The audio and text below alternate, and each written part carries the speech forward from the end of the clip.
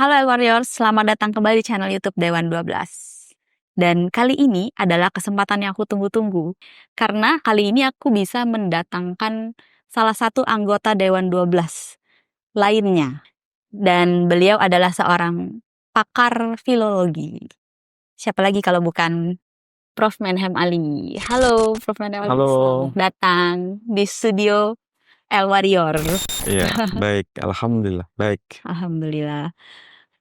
Cuman sebenarnya aku tuh lebih suka manggil Prof. Menhem Ali ini Prof biasanya.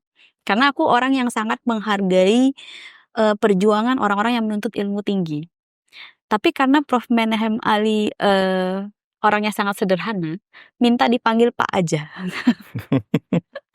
Jadi ya udah, aku panggil Pak Menhem deh kali ini biar kita lebih santai ya. Kali ini kita mau diskusi santai sih. Lebih ke perkenalan juga. Kan sebenarnya Pak Menhem udah lama bersama kita di El Warrior, tapi memang belum pernah syuting dengan kita gitu. Karena memang Pak Menhem kan sibuk ya. Tugasnya banyak banget. Sangat banyak. Sangat banyak. Jadi memang harus berbagi waktu. Nah itu. Dan ini adalah kesempatan yang menurut aku langka banget sih. Karena pada akhirnya bisa ada di sini gitu. Di studionya El Warrior.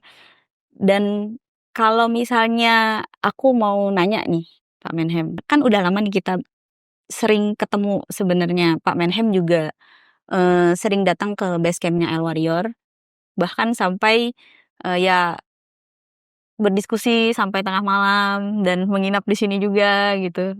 Gimana nih tingkat kenyamanannya? Ya, kalau saya perhatikan, El Warrior itu merupakan sebuah komunitas yang hadir di tengah-tengah berbagai keragaman untuk menjadi jawaban bagi generasi Gen Z. Gen Z. Ya, saya sebut Gen Z, iya. berarti ini generasi era yang sudah melampaui batas era milenial. Generasi sekarang ini sudah disebut sebagai generasi Gen Z, yang menuntut pertanggungjawaban, bukan sekedar percaya, tapi ada pemahaman dalam konteks akademik. Itulah yang saya ingin share kepada para netizen juga, bahwa komunitas El Warrior ini sangat peduli dengan kajian-kajian atau riset. Iya. Dan juga sangat welcome untuk menerima keragaman itu. Makanya kalau kita lihat ya, komunitas El Warrior itu bukan hanya satu agama. Ya. Tapi ada pemeluk berbagai agama bergabung dalam satu komunitas yang disebut El Warrior. Ya. Tetapi masing-masing penganut agama itu tidak mengintervensi satu dengan yang lain, tapi justru saling berbagi. Iya, kita saling Sehingga di sini share. kita lihat ya, ada yang Katolik, ada yang Protestan, ada yang Buddha, ada yang Muslim, ada yang macam-macam deh kalau kita lihat. Tetapi justru saling berbagi, bukan hanya berbagi pengalaman spiritual, tapi juga berbagi pengalaman bagaimana agama itu bisa dipelajari secara akademik. Dan nanti kita bisa lihat, kalau diumpamakan, ini saya pakai perumpamaan saja supaya bisa dipahami secara komprehensif. Agama-agama yang ada di sekitar kita itu ibaratnya sama dengan ruang privasi. Dalam arti ini ada kamar A, ada kamar B, ada kamar C. Kalau ibaratnya hotel, itu kan kita punya ruangan masing-masing itu. Ada banyak kamar. Ya, ada lantai sekian, ada ruang nomor sekian. Ketika di dalam kamar masing-masing, itu kita tidak tahu apa yang dilakukan oleh kamar sebelah. Ya kan? Dan kita tidak perlu harus tahu.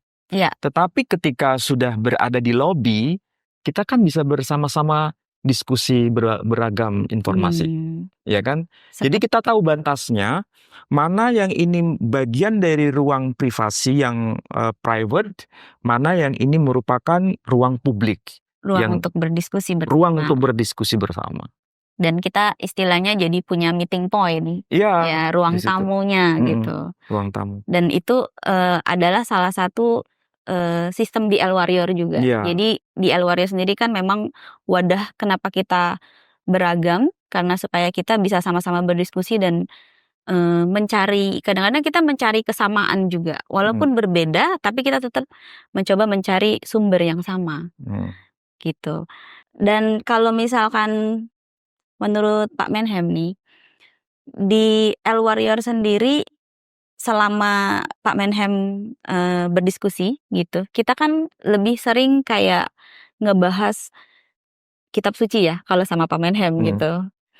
Menurut Pak Menhem bagaimana dengan anggota Dewan 12 sendiri gitu pada saat berdiskusi tentang kitab suci gitu? Ya, kalau berdiskusi mengenai keragaman kitab suci itu kita semakin asik sebetulnya. Karena kita mendapatkan informasi begitu lengkap, begitu detail, bahkan keragaman itu memang sebuah keniscayaan. Misal, kita ambil contoh, tidak mungkin namanya agama itu tidak punya kitab suci. Betul nggak? Betul. Agama itu pasti punya kitab suci. Iya, punya. Nah, kitab suci itu pasti berupa teks yang bisa kita baca, kita bisa lihat, kemudian kita bisa hafal, dan lain sebagainya. Tetapi ingat, ketika teks itu dibaca, kemudian disuarakan, itu kan ekspresi dari bahasa tertentu. Ya kan? Misalnya kalau kita baca kitab Suci Weda, kitab saudara kita penganut agama Hindu, itu kan ditulis dalam bahasa Sangsekerta, ya kan?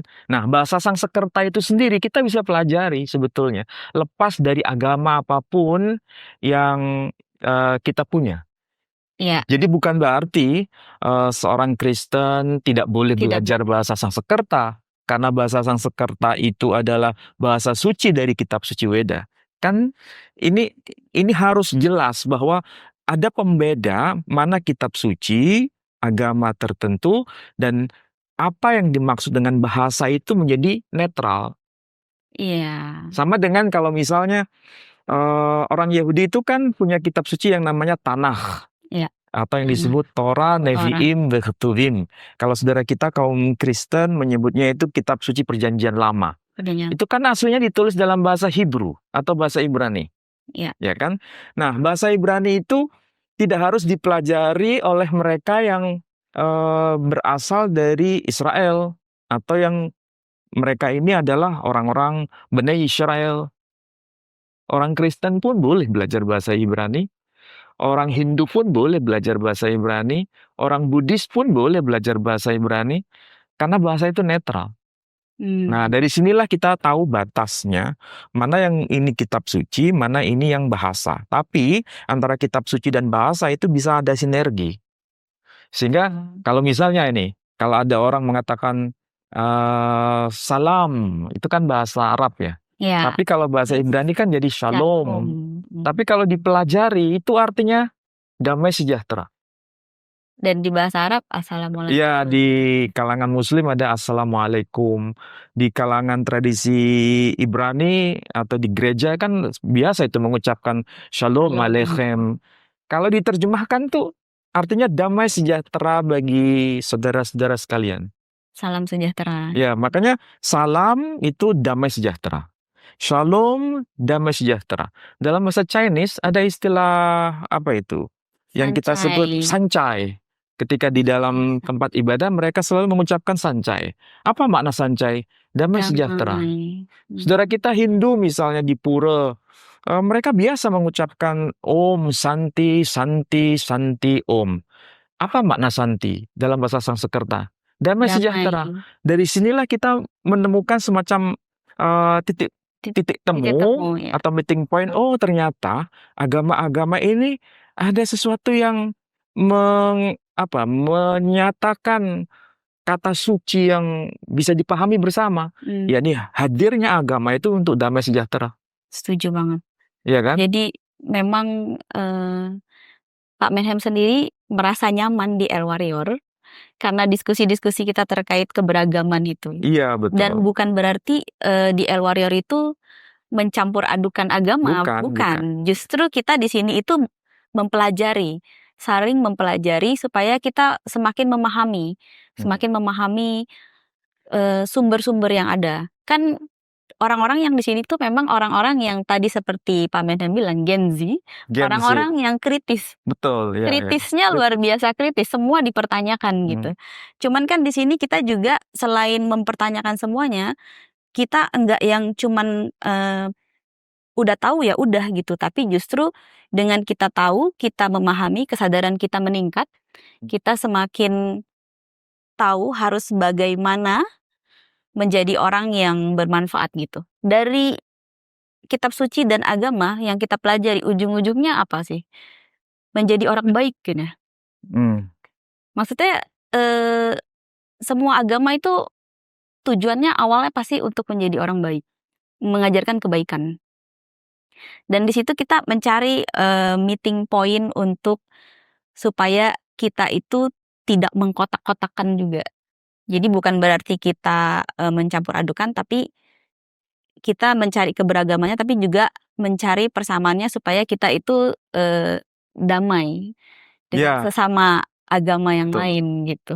Jadi kalau disimpulkan dengan bahasa yang sangat sederhana ya, apa yang sama jangan dibuat beda. Apa yang beda jangan disama-samakan. Iya, Nah, itu penting kan? sih, ya. Jadi apa yang sama jangan dibuat beda. Misalnya tadi saya sebut dalam tradisi saudara kita Muslim menyebutnya salam. Sedangkan saudara kita kaum Kristiani atau kaum Yahudi menyebutnya shalom.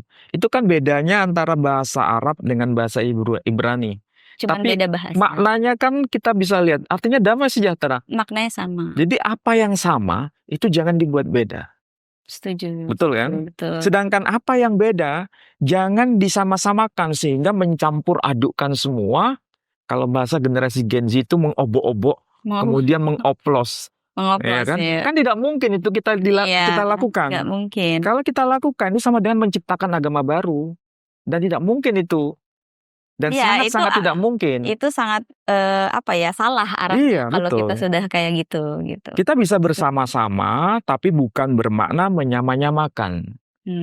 Tapi bersama-sama untuk bersinergi, untuk berbagi kebaikan. Dan motifnya itu benar hanya untuk Tuhan. Hanya untuk Tuhan. Itu sebetulnya yang harus dipahami oleh kita semua bahwa kita tidak mungkin menciptakan agama baru atau mencampur adukkan semua agama. Tetapi masing-masing agama itu berada di ruang atau di bilik masing-masing. Tapi ketika keluar di lobi atau di ruang tamu, kita bisa sharing-sharing. Diskusi bersama. Iya, itu yang seharusnya. Tanpa adanya sekat-sekat itu. Iya. Gitu. Jadi karena kita sudah membicarakan tentang dari tadi perbedaan tapi kita ketemu meeting point, kan beberapa minggu yang lalu di El Warrior sendiri Pak Menhem sempat membawakan pengajaran juga ke kita tentang ini rumpun bahasa, rumpun agama. Oh iya. Jadi ya bagaimana kita menemukan meeting point itu, karena menurut aku ini menarik sekali untuk dibawakan ke penonton di El Warrior.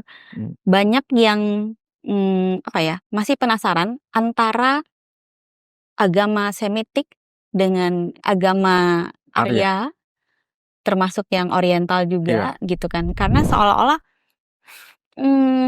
masih banyak yang bingung ya Pak Menhem tentang kok kalau di kepercayaan ini itu seperti ini, di kepercayaan ini itu seperti ini gitu. Nah, dari situ aku sempat kepikiran bahwa materi yang kemarin Pak Menhem sempat bawakan di kelas El Warrior itu bagus sekali untuk dibagi di konten ini. Sebelumnya Pak Menhem pasti sempat meneliti juga tentang agama dari Arya, agama Arya kita bilangnya ya. Agama rumpun Arya. Oh ya, agama rumpun Arya. Itu menurut Pak Menhem bagaimana kita bisa kayak seolah-olah ketemu meeting pointnya dengan agama dari rumpun Semitik gitu. Termasuk yang Oriental juga gitu. Kayaknya Cik saya ini penasaran tuh. Karena sebelumnya kan memang kita tuh dulu sebelum banyak belajar ya, itu tuh seolah-olah berbeda sekali. Apa yang ada di rumpun agama Arya itu sangat berbeda dengan yang di Semitik gitu. Cuman waktu ketemu Pak Menhem, terus habis itu meninjau lebih dalam tentang terjemahan bahasa, itu langsung terbuka pikiran gitu, kayak oh ternyata begitu. Nah mungkin Pak Menhem bisa jelasin di sini gitu. Oke, baik. Bagaimana penelitiannya dari awal? Pak Menhem sendiri juga pasti penasaran kan? Ya. Dari awal. Saya tuh paling suka dengan mengkaji bahasa. Bahkan saya paling suka dengan mengkaji detail dari sebuah kata. Kalau bahasa sederhana, each word has its own history. Setiap kata itu memiliki sejarahnya sendiri-sendiri. Bukan sebuah bahasa ya, tapi kata itu memiliki sejarahnya sendiri-sendiri. Dan berarti itu merupakan sebuah riset yang tidak mudah. Iya. Dan butuh banyak referensi, dan butuh banyak perangkat keilmuan yang harus kita miliki. Nah, kita harus tahu misalnya, ada pikiran yang menyatakan, oh agama Semitik, rumpun agama Semitik, itu disebut agama langit, misalnya. Ya, sedangkan ada sempet. Agama Buddha, agama Hindu, agama Sikh, agama Zoroaster itu disebut agama bumi. Maksudnya dibuat oleh manusia. Ini kan sebetulnya ada sesuatu yang missing link. Kenapa ada istilah ini dibuat manusia, ini dibuat Tuhan? Memang ada ya agama dibuat oleh manusia? Kan sangat tidak mungkin. Dan semua pasti sumbernya dari Tuhan itu sendiri. Artinya apa? Agama ini pasti ada mata rantai. Nah, mata rantai itu berarti kan ada semacam hubungan satu dengan yang lain. Ya kan? Misalnya kalau tadi disebut ada agama rumpun Arya. Oh, berarti bayangan kita ini agama-agama yang ada di kawasan Asia Selatan sumbernya. Misalnya agama Hindu, agama Buddha, agama Sikh, Zoroaster, itu kan kawasan Asia Selatan kan?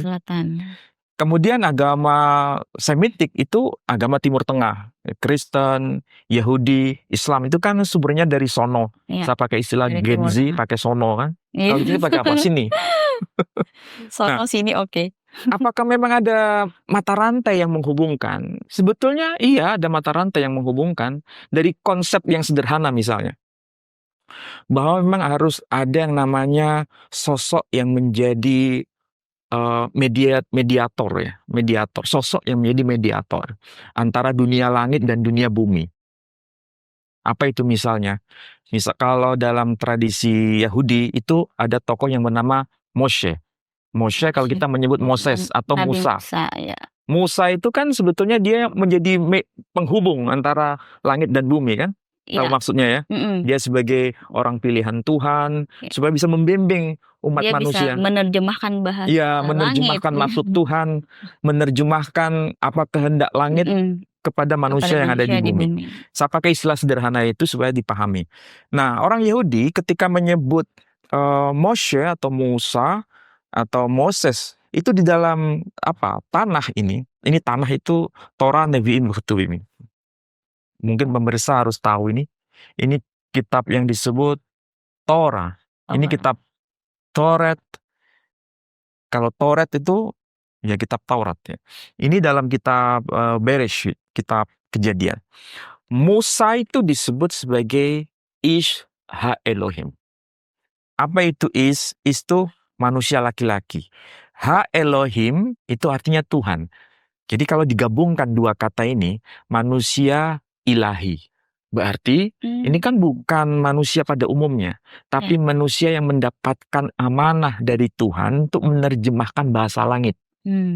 Ini kalau di dalam kitab Torah disebut Ish Ha-Elohim. kalau kita lihat apa yang disampaikan oleh Rabbi Saadia Gaon, ini Rabbi itu kan berarti ini tokoh spiritual tradisi Yahudi yang sangat dikenal. Namanya Rabbi Saadia Gaon. Tidak mungkin seorang Yahudi yang tidak kenal namanya Rabbi Saadia Gaon. Itu tokoh sentral dan tokoh yang sangat representatif untuk mewakili penerjemahan kitab Taurat ke dalam bahasa, misalnya bahasa Semitik yang lain, bahasa Arab itu. Nah, ketika menggunakan istilah Ishha Elohim, itu diterjemahkan jadi rasul dalam bahasa Arabnya. Nah, sementara tradisi Islam menyebutnya Rasul. Ada Rasul Musa disebut Rasul juga. Harun disebut Rasul. Berarti antara istilah Rasul dengan Ishha Elohim itu ada meeting point. Nah, tradisi Arya bagaimana? Tradisi Arya tidak mungkin mengenal Ishha Elohim karena itu kan bahasa Ibrani. Iya, berbeda. Tidak mungkin juga mengenal istilah Rasul karena itu bahasa Arab. Tapi mereka mengenal istilah dalam bahasa Sanskrit. Namanya avatar. Nah, jadi kalau disebut avatar, itu berarti dia adalah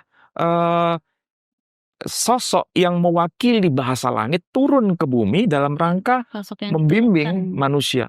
Makanya kalau Sri Krishna itu salah satu di antara beberapa avatar. Ini agak beda dengan avatar yang di film Jepang itu ya. Beda. Ini karena dinovelkan, jadi ada semacam adopsi ya. Nah, kita kembali ke soal istilah avatar tadi. Krishna atau Sri Krishna itu avatar, salah satu avatar. Makanya dia datang itu untuk memberitakan kebenaran, melindungi orang-orang yang saleh, dan sekaligus menghancurkan kejahatan. Makanya dia berkata dalam kitab Bhagavad Gita itu dengan kata-kata yang tegas kepada Arjuna. Yada yadahi dharmasya glanir bhavati bharata abhyutanam adharmasya tadat manam sejamiyaham paratranaya sadunam wanasaya chadiskritam dharma samstapanartaya sambhavami yuge yuge. Itu kira-kira bukan bahasa Mandarin loh itu. Iya, itu bukan bahasa Mandarin. Itu juga bukan bahasa Ibrani. Iya. Itu juga bukan bahasa Arab, tapi itu bahasa Sanskerta. Iya. Bahasa tertua. Iya, ini dunia. Bahasa Sanskerta itu kayak gitu. Makanya disebut dharma. Dharma itu artinya kebenaran. Yada yadahi dharmasya glanir bhavati bharata. Intinya ketika sebuah dharma, kebenaran itu sudah mulai meluntur. Apa itu meluntur? Sudah mulai lambat laun itu menghilang. Iya. Kemudian ketidakbenaran adharma itu semakin merajalela, maka Tuhan tidak akan membiarkan itu. Dia akan memanifestasikan dirinya untuk turun ke bumi dalam rangka melindungi orang-orang yang saleh. Nah, tradisi Hindu menyebutnya itu sebagai avatar. Jadi sebetulnya ini kan konsep kenabian sebetulnya dalam tradisi Semitik.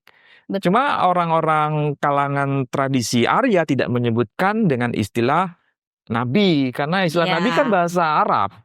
Kalau bahasa Ibrani kan nevi. Ya kan? Jadi di sini ada meeting point sebetulnya, meskipun tidak persis sama ya. Kita tidak mungkin menyamakan semua, tapi di situ ada poin-poin penting yang bisa dipelajari bersama, bahwa memang agama itu nggak mungkin diciptakan oleh manusia. Agama itu pasti sumbernya dari langit itu. Sumber dari langit. Kemudian diperuntukkan untuk manusia sesuai dengan konteks zaman dan konteks bahasa. Sesuai dengan zamannya. Iya, termasuk Siddhartha Buddha Gautama. Dia datang sebagai salah satu avatar dalam tradisi Hindu, diakui itu. Setuju. Cuma Buddhis itu kan menggunakan bukan bahasa Sanskrit, tapi menggunakan bahasa Pali. Nah, bahasa Pali dengan bahasa Sanskrit itu satu keluarga.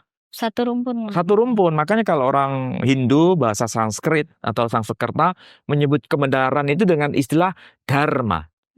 Sementara orang Buddhis itu menyebutnya Dhamma. Bukan dharma, tapi Dhamma. Nah, ketika masuk ke dalam tradisi Jepang, nah orang Jepang itu kan tidak mungkin menggunakan istilah atau kata tanpa ada vokal, mesti ada konsonan. Ketika kata dharma masuk ke dalam tradisi Jepang, menjadi daruma. Daruma. Itu salah satu contoh. Makanya kalau pensil kan orang Jepang nggak mungkin mengatakan pensil, tapi pensiru. Hotel Hoteru. Hoteru. Itu fakta real bahwa kita melakukan pendekatan kebahasaan itu dalam rangka mencari simpul-simpul itu. Ya kan? Ketemu semua nanti. Kalau kita pelajari bisa ketemu semua. Termasuk yang kemarin Pak Menhem juga sempat menyebutkan ini waktu tentang tinjauan agama Hindu di kitab Rigveda. Iya. Ada istilah-istilah yang aku suka banget dengan penjelasan Pak Menhem tentang istilah-istilah yang Indra Mitram Varunam Agnim gitu. Itu kan maksudnya kayak gimana ya? Kita tuh seolah-olah di situ tuh aku ketemu bahwa kenapa jadi banyak jenis ada tipe-tipe dewa berbeda-beda di Hindu gitu. Nah, itu Pak Menhem bisa jelasin lagi nggak tentang apa ya? Itu adalah sebenarnya atribut-atribut Tuhan gitu. Cuman memang waktu di bahasa Sanskrit itu kedengarannya memang kayak berbeda gitu. Tapi sebenarnya itu nama-nama Tuhan semua gitu. Kalau kita mulai penjelasan dari pendekatan bahasa itu akan lebih menarik. Karena apa? Tradisi rumpun Arya, misalnya agama Hindu, itu kan menggunakan bahasa Sanskerta atau bahasa Sanskrit, itu sebetulnya mengenal adanya konsep Tuhan yang satu. Kalau kita belajar kitab Weda sendiri, dan di dalam kitab Weda, misalnya di dalam kitab Rigveda, Weda itu kan sebetulnya ada beberapa ya, ada Rigveda, Yajurveda, Samaweda, Tarvaveda. Ya, ada banyak. Ada Upanishad, ada Purana. Purana masih bagi-bagi lagi, ada Brahmanda Purana, Brahma Purana, Wisnu Purana, Siwa Purana, Agni Purana, Bhaviswa Purana. Nah, itu kan bahasa Sanskrit semua itu. Betul. Ditulis dalam bahasa itu. Nah, ada disebutkan nama dewa-dewa. Ada. Dewa Agni, Dewa Mitra, Dewa Indra. Termasuk dalam kitab Rigveda itu sendiri disebutkan Indram Mitram Varunam Agnim Ahur. Ada Dewa Indra, ada Dewa Mitra, ada Dewa Agni dan lain sebagainya. Tapi ada penjelasan di situ. Aham Eka Brahman. Aku Tuhan itu Eka. Eka itu artinya satu. Tapi Tuhan yang satu itu dikenalkan dalam berbagai nama. Itu merupakan saharsa nama-nama Tuhan yang indah. Jadi nama-nama Tuhan yang indah itu, ya tentu saja bahasa Sanskerta ya, dimanifestasikan dalam wujud gambar, dalam wujud patung. Itu nama-nama Tuhan sebetulnya. Dimanifestasikan itu artinya dibuatkan dalam bentuk gambar atau dalam bentuk patung. Kemudian itu mewakili salah satu atribut dari Tuhan. Misalnya Dewa Brahma itu artinya kan Brahma yang mencipta, sang pencipta. Wisnu arti harfiahnya yang memelihara. Siwa arti harfiahnya yang melebur. Nah, ini sebetulnya hanya personifikasi. Nah, personifikasi itu artinya berarti diwujudkan dalam bentuk gambar atau patung. Jadi dalam tradisi Hindu itu bersifat longgar. Longgar untuk diperbolehkan lah. Ya, diperbolehkan untuk memanifestasikan dalam bentuk sesuatu yang materi tadi. Nah, tradisi Timur Tengah tidak bersifat longgar, sangat ketat. Harus nggak boleh. Nggak boleh ada. Makanya nama Tuhan. Tuhan itu kan dalam tradisi Yahudi, tradisi Kristen, tradisi Islam yang Timur Tengah itu kan Tuhan itu kan konsepnya satu. Satu ya. Tapi Tuhan itu punya nama-nama yang indah, nama-nama yang banyak, ya kan? Ada El Gibor, ya kan? Dalam bahasa Ibrani kan mengenal itu. Ada El Rafa. Kalau El Gibor itu Tuhan yang Maha Perkasa. Makanya nanti muncul nama seorang malaikat yang bernama Gabriel. Ya kan? Arti harfiahnya Tuhan yang Maha Perkasa. Tapi bukan berarti Gabriel Tuhan ya, bukan. Bukan. Tapi ini makhluk Tuhan yang diciptakan Tuhan, tapi menyandang nama kebesaran Tuhan. Makanya disebut Gabriel. Nah, dalam bahasa Arab, saudara kita Muslim menyebutnya bukan sebagai Gabriel, tapi sebagai Jabroil atau Jibril, ya kan? Nah, kalau tradisi Hindu tadi, sekali lagi, nama-nama Tuhan diwujudkan dalam bentuk personifikasi, sedangkan tradisi Semitik atau Timur Tengah itu tidak diperkenankan, hanya dibolehkan dalam bentuk tulisan, ya kan? Yeah. Kita lihat teman-teman kita yang di kalangan tradisi Kristiani itu biasanya di rumah itu ada tulisan misalnya El Gibor, El Rafa, ya kan? El Rafa itu Tuhan yang Maha Penyembuh, ya kan? Ada juga nama Yod-He Vav-He, Yahweh itu. Tapi sebetulnya nggak boleh diucapkan Yahweh. Karena itu terlalu sakral, nggak boleh. Kalau di tradisi Yahudi tidak boleh. Tradisi Yahudi nggak boleh. Nah, itu sebenarnya nama-nama Tuhan. Cuma tradisi Timur Tengah itu sangat strict. Strict itu sangat tidak diperkenankan. Cukup dengan tulisan, tapi nggak boleh dibuat gambar, nggak boleh dibuat patung. Jadi kesimpulannya sederhana. Oh, berarti agama-agama Timur Tengah itu strict untuk menjadikan nama Tuhan itu cukup dengan tulisan, tapi tanpa boleh dibuatkan gambar, tidak boleh dibuatkan patung. Sedangkan tradisi Arya masih diperkenankan. Nah, ini bedanya di situ. Nah, ya kan? Ini berhubungan nggak sih Pak Menhem, menurut Pak Menhem ya? Kalau misalkan, karena ini beda zaman, beda fase kan, antara Arya dan Semitik. Itu kan kita bisa bilang Arya tuh terdengar lebih tua gitu. Jadi itu kenapa manusia pada zaman Arya itu kan istilahnya mereka masih membutuhkan bantuan untuk berpikir dengan akalnya. Makanya mereka butuh bantuan bentuknya kayak gimana supaya mereka bisa lebih nyampe gitu. Kalau mau ritual, beribadah atau apapun itu gitu. Tapi kalau misalkan kayak sudah di zaman Semitik, itu sudah lebih apa ya, kalau kita bilang tuh udah lebih sedikit lebih terasah. Tidak bersifat materialistik maksudnya.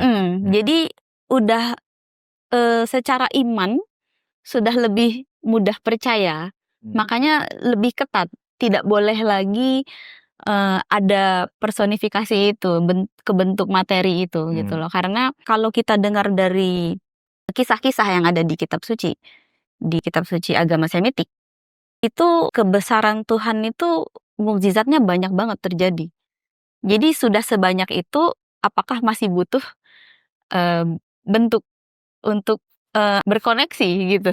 Karena istilahnya caranya berbeda dari zaman ke zaman gitu.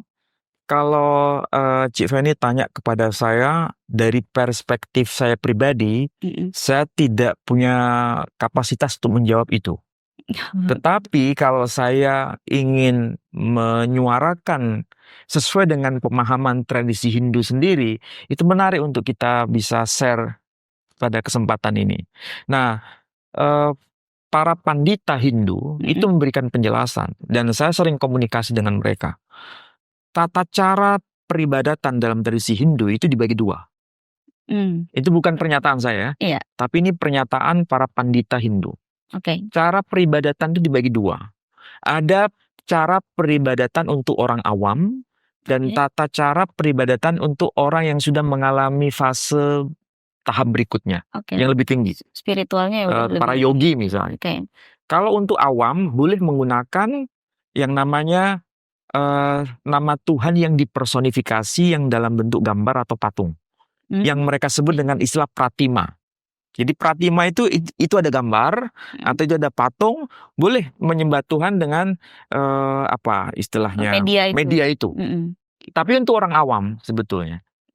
Tapi untuk mereka yang sudah mengalami fase yang lebih tinggi, para yogi, tidak pakai istilah pratima lagi.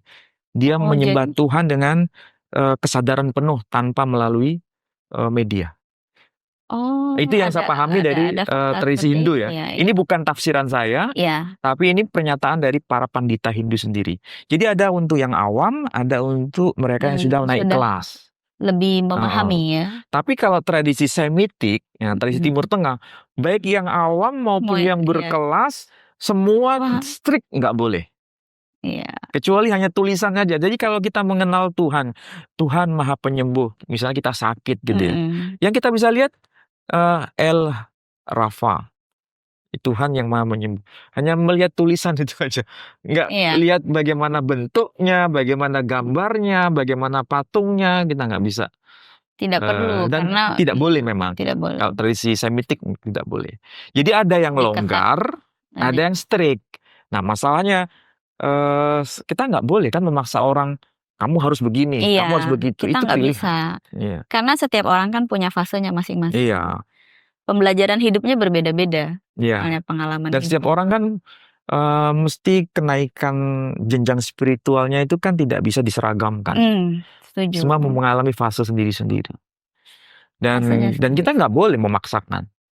Setuju, nggak boleh. Kita cuman membantu berdiskusi atau menjabarkan, itu sekedar menjelaskan. Untuk menambah wawasan, apalagi bagi orang-orang yang memang dalam masa pencarian ya. Karena kan ada fase orang yang belum ke sini, belum terlalu pencarian gitu. Masih ada yang berkutat dengan hidupnya gitu. Tapi ada yang memang sembari mencari jawaban juga gitu. Dan disitulah biasanya orang-orang yang dalam masa pencarian itu udah mulai kritis dan harus mau belajar sebenarnya. Kalau udah masa pencarian tapi nggak mau belajar, itu saya juga bingung sih. Kadang-kadang ada yang kayak gitu Pak Menhem. Jadi cuman pakai logika dia yang sebatas dia tahu aja. Gitu. Kalau kayak gitu kan kita sulit untuk berdiskusi dengan hal-hal tentang agama. Soalnya kalau kita ngomongin soal agama, itu kan memang sesuatu yang abstrak kalau kita pelajari ya. Maksudnya di dalam agama sendiri itu ajaran-ajarannya itu banyak orang yang kadang-kadang harus beragama tapi saya bingung kenapa harus gitu. Ritual-ritual ibadahnya kenapa yang ini begini, yang itu begitu gitu. Jadi memang itu sesuatu yang abstrak dan istilahnya sensitif juga gitu untuk dibicarakan gitu. Sedangkan di sini kita dengan mempelajari bahasa aja sebagai medianya untuk memahami, itu jadi sangat lebih mudah untuk memahami sih. Dan bisa wise dengan keragaman. Nah itu, jadi lebih bijak juga kan. Yang tadinya kita nggak tahu, karena kita tahu, di kitab suci ini, di kitab suci yang lain, cuman karena berbeda bahasa, gitu. Jadi kita kadang-kadang salah paham. Sehingga menganggap Tuhannya beda. Iya gitu. Berarti ada banyak Tuhan. Iya, seolah-olah Tuhan kamu yang mana? Ya, kalau kita mulai dari konsep agama ya. Agama di sekitar kita ini beragam. Tapi mereka menyembah Tuhan. Nah, ketika bicara Tuhan, itu ada ilmunya. Nah, misalnya kalau dalam tradisi Kristiani, tradisi Islam, tradisi Hindu, itu ketika bicara mengenai Tuhan, ilmunya itu disebut dengan istilah yang disesuaikan dengan bahasa yang dipakai masing-masing. Misalnya, berbicara mengenai konsep Tuhan, yang Tuhan itu satu. Dalam tradisi Hindu disebut Brahma Widya. Brahma itu artinya Tuhan. Widya itu pengetahuan. Jadi pengetahuan yang membicarakan mengenai Tuhan yang Maha Satu itu disebut Brahma Widya. Tradisi Kristiani itu menyebut dengan istilah teologi. Teologi, ya kan? Teologi. Apa artinya teologi? Theo itu artinya Tuhan. Logi dari kata logos, pengetahuan. Jadi pengetahuan mengenai Tuhan. Maka disebut teologi. Sedangkan di Islam itu menyebutnya ilmu kalam. Ilmu kalam. Tapi itu berkaitan dengan ilmu yang berbicara mengenai Tuhan. Kalamullah itu ya. Ya kalau diterjemahkan sederhana begitu. Jadi ilmu atau pengetahuan yang berbicara mengenai Tuhan. Dan tadi sudah saya berikan informasi bahwa tradisi Hindu itu sebetulnya konsep Tuhan itu satu, konsepnya. Makanya disebut Aham Eka Brahman. Aku Brahman itu satu tunggal. Sebenarnya. Tapi dia dikenal dalam berbagai nama. Ada Indra, ada Varuna, dan lain sebagainya. Nah, termasuk istilah Indra, itu kan arti harfiahnya dewa petir. Iya, Indra. petir. Nah, dalam bahasa Inggris jadi thunder. Thunder itu petir. Jadi bahasa Sanskerta dengan bahasa Inggris itu satu saudara, itu 11-12. Saudara, iya. Nah, misalnya kalau ini saya baca kami. Ini ada teks. Ini teks bukan bahasa Arab ini, bukan. Ini bahasa Parsi. Oke. Bahasa Parsi. Bahasa Parsi dengan bahasa Sanskerta itu 11-12. Dengan bahasa Inggris 11-12. Ini kalau saya bacakan misalnya begini. Bab Nuzdahum Farzandan Hazrat. Mirip dengan bahasa Arab nggak? Nggak ada miripnya. Nggak, berbeda. Ada beberapa kata yang mirip tapi nggak semua. Di sini disebutkan Hazrat Abul Hasan alaihassalam. Nah, istilah salam. Bahasa Arabnya salam. Ya, kalau bahasa Parsi menyebut alaihassalam. Daroye se wa hafta. Kalau disebut hafta itu arti harfiahnya 7. Bahasa Sanskerta tidak menyebut hafta tapi sabta. Maka di dalam bahasa Jawa itu ada istilah sabto. Sabto itu artinya 7. Sabta Dharma misalnya. Sumpah prajurit kan ada Sabta Dharma ya. Sabta itu artinya 7. Nah, itu bahasa Sanskrit. Sabta. Tapi kalau bahasa Parsi tidak menyebut sabta tapi hafta. Nah, hafta itu artinya 7. Jadi kalau bahasa Sanskrit itu S, bahasa Parsi itu H. Sama seperti menyebut Hindu itu istilah bahasa Parsi. Sedangkan bahasa Sanskrit menyebutnya Shindu. Jadi Hindu, Shindu itu objeknya sama. Maksudnya ya agama Hindu. Tapi disebut Shindu dalam bahasa Sanskrit, disebut Hindu dalam bahasa Parsi. Jadi meskipun tulisannya mirip dengan Arab, tapi bukan bahasa Arab. Kayak tulisan Arab. Jadi ada satu kata lagi misalnya. Di sini disebutkan Farzandan Peshar o Dohtar Budas. Dohtar itu anak perempuan. Bahasa Inggrisnya apa? Daughter. Ya kan? Iya. Dan ini kalau dihubungkan dengan bahasa Yunani itu bahasa suci kitab Perjanjian Baru. Kitab suci Perjanjian Baru kan itu dalam bahasa Yunani. Dari Yunani. Anak perempuan itu dalam bahasa Yunani disebut tugater. Tugater itu anak perempuan. Bahasa Inggrisnya daughter.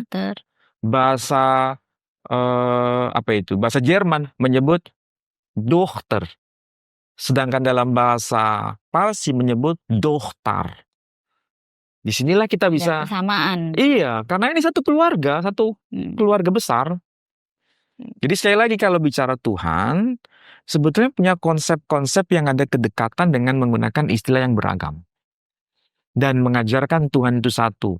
Dalam tradisi Hindu, Aham Eka Brahman. Di Islam ada Qul huwallahu ahad, katakan Allah itu satu, ya kan? Dalam bahasa Ibrani, tradisi Yahudi menyebut Shema Yisrael Adonai Eloheinu Adonai Echad. Katakan wahai orang-orang Israel, Tuhan Allah kita, Tuhan itu satu. Esa. Ehad itu bahasa Ibrani. Ahad bahasa Arab. Jadi kalau begitu orang Yahudi dengan orang Arab kan satu saudara. Artinya orang Kristen dengan orang Islam itu kan bersaudara. Kalau mereka mau belajar bersama begini. Meskipun bersaudara kan ada kemiripan, ada kesamaan, tapi juga ada keunikan. Nah, keunikan itu ya tentu saja berbeda kan keunikan. Kita satu keluarga saja, misalnya saya bersaudara itu 4 orang laki-laki semua. Ibunya satu, bapaknya satu. Tetapi antara saya dengan adik saya rupanya bisa beda. Tapi yang sama mirip sekali yang nomor 4. Mirip dengan saya. Karakter juga ada yang mirip dengan saya, tapi juga ada yang beda dengan saya. Berarti 4 bersaudara ini ada sesuatu yang sama, ada sesuatu tapi yang berbeda juga. Nah, sesuatu yang sama itu yuk kita bahas bersama. Sesuatu yang berbeda jangan kita ambil porsi untuk saling menyalahkan Iya. di ruang publik. Nah, itu tidak wise. Ya, nggak bijak memang kalau kita selalu mencari perbedaan ya. Ya, yang lebih tepat meeting point-nya dulu. Meeting point-nya dulu, setuju. Nah, kalau masuk ke bagian rumpun agama Oriental, Pak Menhem, itu secara bahasa juga pasti ada pengaruhnya. Ya. Bahkan sampai di Indonesia atau Nusantara itu kan bahasanya banyak yang diadopsi juga gitu. Jadi bahasa Indonesia sendiri atau bahasa Nusantara gitu. Itu menurut Pak Menhem gimana? Kalau kayak kata-kata sembahyang atau ya. Ya, jadi begini. Tadi kita sudah diskusi bagaimana adanya semacam meeting point antara tradisi agama-agama Semitik dengan agama-agama rumpun Arya, ya. Ya, Hindu, kemudian dengan Islam, dengan Kristen, dengan Yahudi. Itu kan bagian dari contoh meeting point antara Timur Tengah atau Semitik dengan Arya. Nah, bagaimana dengan agama Konghucu, agama Tao, kemudian agama Shinto? Ini kan agama-agama yang muncul di kawasan Asia Timur, di kalangan masyarakat Jepang, Korea, kemudian Cina. Itu kan bisa disebut sebagai agama-agama Oriental. Nah, tentu saja basisnya ya otomatis bahasa-bahasa yang memiliki kedekatan. Dari sisi tulisan saja antara bahasa Mandarin dengan bahasa Jepang dengan bahasa Korea itu kan mirip huruf-hurufnya. Iya, nah, itu berarti kanji. Iya, berarti itu berasal dari sumber yang satu. Ya. Nah, sementara kita tahu ada agama Konghucu, ada agama Tao. Ini pasti dari sumber yang sama. Hanya saja itu konteks zamannya pada masa itu, ya kan? Jadi kalau kita pernah baca yang namanya kitab Shushi, itu kitab suci agama Konghucu, yang merupakan bagian dari apa yang dulu disabdakan oleh Nabi Konghucu. Kebetulan saya punya di rumah kitab agama Konghucu yang pakai terjemahan bahasa Indonesia. Itu disebutkan Nabi Konghucu bersabda. Nah, menarik kan? Oh gitu ya? Iya. Di kitab itu ada betul, iya. Nabi Konghucu bersabda. Artinya itu memang dikeluarkan oleh Matakin. Matakin itu majelis tinggi agama Konghucu. Disebutkan Nabi Konghucu bersabda, bla bla bla, begitu. ABCD gitu deh. Disebutkan itu, artinya apa? Konghucu atau Konghucu itu bukan seorang filosof semata-mata, tapi dia diakui sebagai tokoh spiritual atau sebagai nabi dalam tradisi agama Konghucu. Nah, sekarang di Indonesia Konghucu kan menjadi agama, menjadi salah satu agama di antara 6 agama resmi. Nah, otomatis bahasanya pakai bahasa Mandarin, ya kan? Nah, ketika menyebut Tuhan itu menggunakan simbol, kalau Ron itu kan cuma 2 goresan gini kan, Ron. Orang, manusia. Nah, orang. Tapi kalau dikasih tanda seret 1 di atas, itu jadi ta. Kalau ta 1, dia ta kan? Ta, ya, ta. Tapi kalau ditambah 1 goresan lagi di atas, jadi tien. Iya kan? Tien itu Tuhan. Sudah nggak ada yang menyamai lagi, sudah. Itu paling tinggi sudah. Tien. Tuhan. Atau diterjemahkan langit atau surga. Jadi saudara kita kaum Konghucu juga mengenal konsep Tuhan itu ya satu itu. Tapi juga mereka mengenal juga dewa-dewa. Itu tadi sama seperti manifestasi nama-nama Tuhan. Rumpun Arya tadi. Jadi Tien. Disebutnya tuh Tien Kung. Tien Kung. Iya. Apa itu artinya? Tien Kung itu kayak dewa langit. Dewa langit. Maksudnya saya kan di keluarga saya juga ada yang Konghucu. Itu tradisinya begitu. Maksudnya kalau misalnya ritual ibadahnya sebelum ke dewa-dewa yang lain, itu ke yang paling tinggi dulu, Tien Kung. Iya, ke langit jadinya gitu. Jadi dewa sebagai penguasa langit. Jadi kayak yang ke sana dulu tuh, itu yang utama. Nanti sisanya baru ke dewa yang lain. Itu yang paling tingginya, kan? Paling tinggi. Iya, paling tinggi. Itu sebetulnya ada meeting point dengan tradisi Semitik. Karena Tuhan itu diibaratkan dia punya singgahsana di tempat yang Yang tertinggi. paling tinggi. Makanya ketika Yesus Kristus mengatakan Bapa kami yang di surga, ya kan? Itu kan terjemahan bahasa Indonesia itu. Bapa kami yang di surga, dikuduskanlah namamu. Itu kalau bahasa aslinya, bahasa Ibrani menarik itu. Avinu Shebashamayim. Avinu Shebashamayim. Avinu kan artinya Bapa kami. Shebashamayim yang di surga atau yang di langit. Shemayim itu artinya langit. Artinya atau bermakna surga. Sedangkan dalam tradisi Islam juga Tuhan tuh bersemayam di singgasana yang disebut langit atau surga itu. Sama. Jadi sebetulnya ada meeting point kan semua ini. Hanya bahasa yang dipakai itu beda. Berbeda. Caranya juga berbeda. Cara beda. Nah, kalau dalam tradisi Cina atau tradisi Mandarin mengenal Tuhan dengan sebutan Tian, nah ketika masuk ke Indonesia bahasa Mandarin juga kita adopsi. Misalnya kalau di bahasa aslinya itu Xiaocie itu kan kakak perempuan. Kalau di Indonesia kan lebih banyak menggunakan istilah Cece. Ya makanya saya panggil Cik Feni, Cece gitu. Kalau bahasa Jakarta jadi Cici. Kalau orang yang sudah berusia atau dia lebih senior menyebutnya Taci kalau di Surabaya. Oh ya, Taci. Padahal aslinya kan bukan Taci tapi Taci. Taci. Ya kan? Itu yang paling Taci besar. itu artinya yang paling besar, kakak perempuan yang paling besar. Ya kan? Di situ ada perubahan.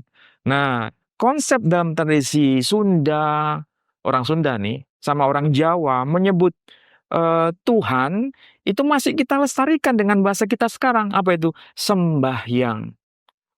Artinya apa? Menyembah Hyang. Hyang itu artinya Tuhan. Jadi sebelum agama-agama yang kita jumpai sekarang itu beragam, gitu, orang asli kita, orang Indonesia ini, orang Sunda terutama, misalnya orang Jawa, ada konsep Tuhan juga, tapi disebut Hyang. Hyang itu artinya Tuhan yang maha tinggi. Makanya kita pakai istilah sembahyang. Mau sembahyang kemana? Mau sembahyang di gereja. Yang satu mana? Mau sembahyang ke masjid. Iya juga kan? Ya kita ngomongin sembahyang. Iya kan? Maksudnya itu. Mau kemana? Mau sembahyang ke pura. Berarti hyang itu kita pakai semua istilah sembahyang, iya. Kita mau sembah Tuhan di mana? Iya, gitu kan? Ya, cuman. Nah kalau dari sisi itu orang semua pasti akan sadar. Oh iya, memang kita punya sumber yang satu. Tapi kita punya keunikan masing-masing. Dan keunikan itu nggak perlu dicampur aduk. Nggak perlu. Iya Justru kan? itu justru menjadi kekayaan perspektif keberagaman kita. Yang indah justru di mata betul. Tuhan. Biarkan, ya seperti yang tadi saya katakan, biarkan yang sama, jangan coba-coba untuk dibedakan. Tapi biarkan yang beda-beda, jangan dibuat sama. Karena kalau kita sudah melanggar aturan itu, kita menciptakan sesuatu yang baru yang tidak diizinkan Tuhan. Ya kan? Karena Tuhan nggak mengendaki itu, karena agama nggak mungkin kita ciptakan, agama nggak mungkin kita buat, agama nggak mungkin kita kreasi. Ketika kita mengkreasi agama, sang iblisnya akan mensabotase itu. Waduh, udah ya kan? ngomongin iblis, iblis sabotase. Ini Pak Menhe mulai menggunakan kosakata itu sejak mengenal El Warrior. Jadi intinya memang kita harus itu tadi memahami sesuatu itu komprehensif, jangan parsial sehingga kita ada kecurigaan, ada saling membenci, ada saling istilahnya tidak peduli, sehingga ketika kita melakukan kebaikan kepada setiap orang, itu nggak mungkin kita tanya dulu, kamu agamanya apa? Kan nggak mungkin. Iya. Masa ada orang kecelakaan di jalan, kemudian kita biarkan gara-gara, kamu agamamu apa? Masa harus dijawab dulu? Kan nggak mungkin. Iya. Senyampang itu manusia, kita hormati dan kita bantu. Apapun agama dia. Setuju. Gitu, jadi kan? Kita memang istilahnya tidak membeda-bedakan lah gitu. Kalau menolong ya udah.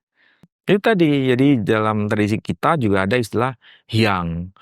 Makanya itu di Bali masih menggunakan istilah hyang widi. Itu bahasa Sanskerta sebetulnya. Itu bahasa Jawa kuno. Bahasa Jawa kuno. Hyang. Mereka sebutnya itu bahasa Jawa kuno. Oke, menarik banget dari tadi ngobrol. Seru sih. Maksudnya membuka banyak wawasan dari bahasa, dari pembahasan bahasa. Kalau kita berempat. Oh, mungkin seperti diskusi ini ya. Diskusi heboh ya. Berarti kita nanti ada syuting lagi Pak Menhem ya. Syuting lagi buat mendiskusikan yang lebih dalam. Iya, betul. Iya, karena di sini tuh di channel Dewan 12 sendiri itu biasanya kita juga menjabarkan sesuatu yang cukup dalam sih dari kitab suci, dari ini. Jadi kadang-kadang penontonnya kita juga itu seneng dengan hal-hal kayak gini karena orang-orangnya memang kritis dan suka belajar. Nah, itulah generasi Gen Z itu tidak bisa didoktrin. Generasi Gen Z itu menuntut bukti. Dan tidak bisa hanya ditakut-takuti kamu masuk neraka, kamu nanti dihukum gini. Tapi mereka menuntut bukti. Tapi Pak Menhem, kalau misalnya kita terlalu menuntut bukti, maksudnya mempertanyakan segala hal, dipertanyakan semua, tapi harus masuk logika gitu, logika siapa? Iya, iya, betul. Kadang-kadang itu sampai menurut observasi aku belakangan ini juga banyak orang yang saking kritisnya malah jadi meninggalkan agama. Ya itulah sebabnya harus tahu mana ini ranah rasional, ini masuk ranah irasional, atau masuk ranah suprarasional. Nah, itu kan perlu ada diskusi yang intensif mengenai itu. Kan tidak mudah. Tidak mudah, Tidak ya. mudah, tidak mudah. Karena kadang-kadang juga orang-orang itu harus mengalami dulu.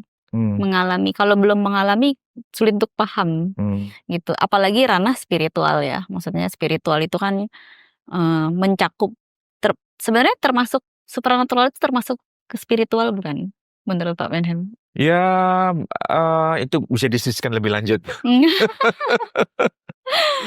Karena maksudnya banyak juga orang yang mengalami hal-hal yang nggak bisa mereka jelaskan, gitu dengan data atau dengan apapun itu gitu kan. Tetapi itu juga hal-hal yang membuat mereka bisa sadar akan adanya keberadaan Tuhan itu. Ya, makanya dalam tradisi akademik keberadaan yang maha tunggal itu disebut the ultimate being. Atau kita menyebutnya Tuhan dalam bahasa sederhana. Karena atau juga bisa disebut the unthinkable being. Makanya disebut the unthinkable being, artinya dia memang tidak melampaui batas rasionalitas kita. Tetapi masih bisa kita sentuh dengan nalar kita. Bukan berarti kita nggak mungkin bisa menyentuh sama sekali, bisa, tapi ada batas itu. Dan batas itu terlalu agung untuk dirasionalitaskan.